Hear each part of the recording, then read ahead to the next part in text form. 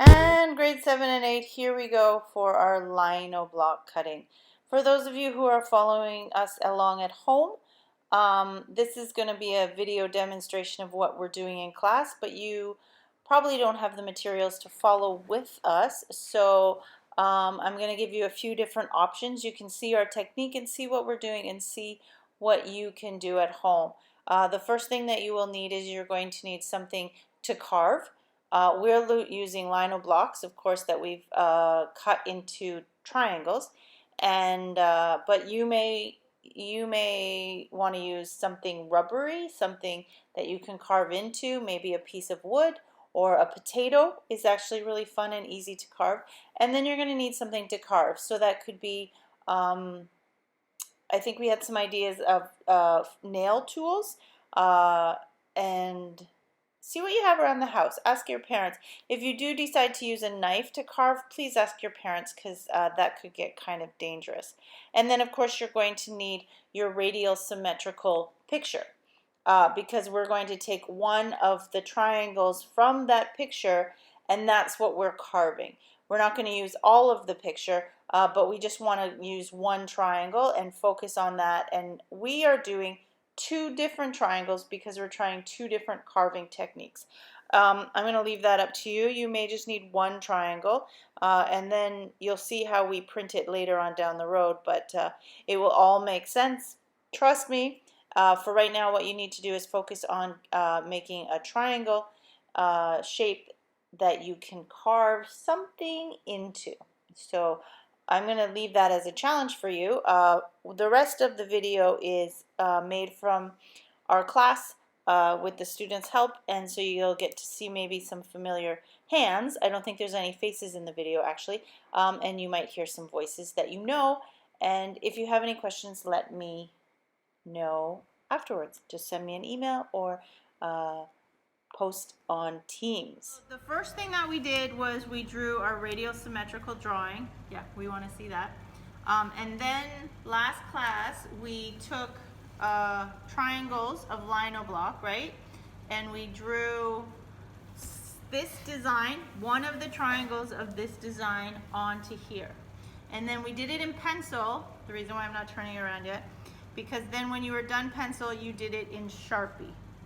So if you're at this stage, and there's a reason we did it in Sharpie, and I'll tell you in a minute. If you're at this stage, we're going to move on to the carving today, okay? I have to go find some Band-Aids. We're all going to be very careful with our fingers. So I've got all these extras here that I want you to practice with first, and I have, these are our lino blocks. So these are really cool, and they should be safe for you to take right now. So what you're going to do is you're going to open the back, and then please don't put these in your hand, like just kind of put them down like this, because some of them are really sharp. Like this one is really sharp. So you're going to look at them all and choose. You can see, so you can see each one of them is a little bit different. One edge is round, like it's kind of, what's that when you curved? Okay, one edge is curved and one edge, this is the knife part right here. So try not to slice your hand against this. We want the curved side. And you can see all the knife parts are different. What would you say that is? Like they're different sizes, different widths. So you're going to experiment with it. This one is dangerous. I'm always afraid of that one, so please be careful with that one. Okay, so then put this back on, or you can choose the one that you want and put them all back in. Don't lose them. They're really... So then on the top, this is the tricky part. At the top, you're going to unloose, like you're going to zoom that up, unloosen it. You have to look though, because one part, so how it goes together is there's the stick part and there's a little metal part inside, and then there's the outside part. So you have to, like if you go like this, if you're trying to figure out how to do it, there's one part that is unattached. You can see it a little bit. That part is where this goes. It goes in between here and here. Okay, and then you just screw it on and it's good to go. Now if you don't put it in that way, it gets really hard to take out, because you can see, let me show you. Okay, see?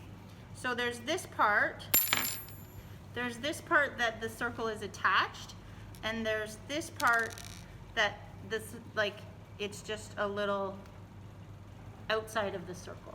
So we want to put this guy in this part. We don't want to put this guy in the attached part, because this is where it's made to go, in between there. But it's very hard to see when it's in there. But you guys probably have better eyesight than I do, because you have to, like, so when you put it together, it goes like that. And then, so you kind of have to, like, fiddle and see where is that second part that it can fit in. If you get it, it fits in really easy. Okay, so then we're ready to go. Now, if you're watching this at home, you probably don't have all this fancy lino material, but you probably have, what could they use to carve if they're at home? Like something to carve your fingernail. Something to carve your fingernail? What do you carve your fingernail with? A pack of like things. Nail clippers. Oh, like the nail tools maybe, that would work. Or maybe like a small knife maybe. But then your mom's gonna be like, what are you doing with my knife? Big samurai sword. Okay, so what I want you to do, can you give me a Sharpie? At home, I don't think you also have this lino block, but you might have a potato. I know that sounds really weird, but potatoes make really good stamps. Did anyone make a potato stamp when they were like in kindergarten or primary school? So you cut a potato in half, and you can do the exact same thing on a potato. I don't know. Okay, so before we get started with our design, I want you to just take a plastic, like a practice one, and I want you to practice the different ones to see how it works. Okay, technique. When you're doing this, you have to be very careful of two things. What do you have to be careful of? Your fingers. Say that in capitals. Use capital letters for that. Say that again. Use capital letters. Your fingers. Seriously, most important thing. So many people get cuts on their fingers. The other thing you have to be careful of is this slipping, and to make a nice straight line. So you have to focus. So when you're doing it, always make sure your fingers are holding it and you're moving away from your fingers. So this is a very good technique. This is the worst technique, Kevin. This, and then, ow, it'll, okay, so if you can work like this, this is the best. If you need to work like this, this is okay, okay? And then that's all you do. What you do is you put it down, and you have to push it a little bit. The more you push it, the deeper your line's going to be. And then you just push it and make your line, and then bring it up. So practice that a few times before you get into your masterpiece, and then try other sizes to see how the lines are. Also, you might want to practice making a curve, because that gets tricky. Do you see how I'm making the end? I'm finishing the end. That's really quite tricky, because what I'm doing is I'm pushing and then I'm bringing it up. I'm not just chunking it out. It's kind of weird. Okay, so now I'm going to practice with my lines. The reason I drew my Sharpies here, so that's what I have here. I have to follow those lines. So here I'm going to practice and see if I can do my lines exactly how I drew them. So this is so easy and so fun. So when you're done that, should we try another one just to see what it looks like? If you did this right, this comes out easily. If you did it wrongly, you're never gonna get it out. So be careful. Okay, so this is like a really thick one. So let's see what line this, ooh. Look at that. Now what would that be good for? Straight lines. Straight lines, but also that, remember the technique that we took everything off except for the line? So these are examples of the two techniques I was talking about. The first one, I'm gonna zoom in here. The first one is, the one we think is more challenging for lino, is where you cut everything out except for the Sharpie line. So you can see this artist has carved even in the details here and cut all this part away.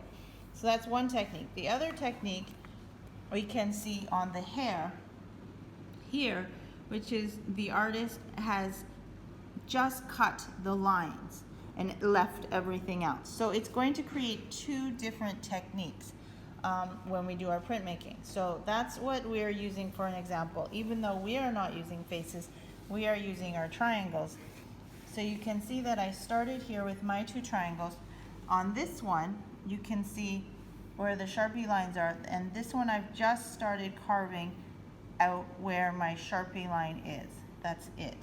But this one is more difficult. This one I have to leave my Sharpie line, don't cut that out, and cut all the stuff on the outside and the inside. I just started both of these, so I'm going to continue working and I will show you the finished product next class. But that should give you an idea to get you started. So let's see what some of the students are doing, carving away from their fingers really safely. This is the easy one. You're literally carving right into your fingers now. This is the easy one where you're carving just the lines. Are you just carving your lines too? Yeah. Just the easy one, carving the lines.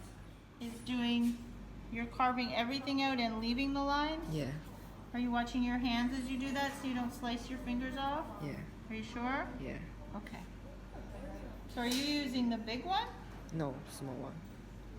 So you're not carving the Sharpie lines and you're taking everything else out.